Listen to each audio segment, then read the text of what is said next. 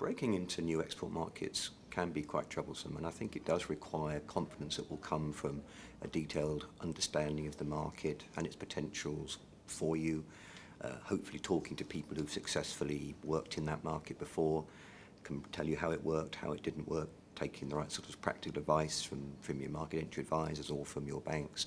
There's nothing like sort of a successful experience to give you confidence to then push out to the next market or taking your next product into that market. And taking your time, don't be too ambitious all at once. Store away the successes and learn from them.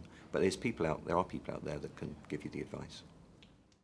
I think acting as an international business is quite different from simply exporting. I think it's a journey a business goes through from being a successful exporter to starting to really take control of the market it's trying to dominate, or the market it's trying to exploit, which means putting things down on the ground. It might be relationships with agents or distributors. It might be forming a joint venture alliance with a partner. It requires a deeper understanding of that market, but it also requires a different level of investment, both of people and of money.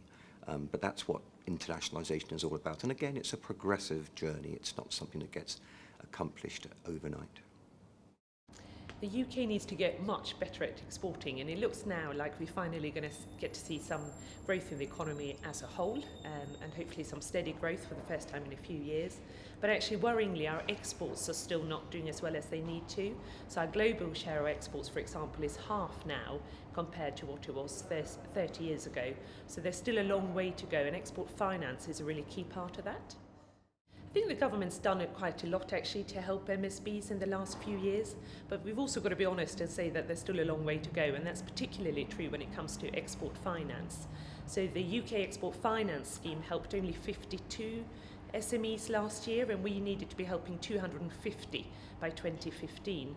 And we also need to look at the threshold for the direct lending facility. At the moment that's set at £5 million, and to be honest that's far too high for a lot of smaller firms.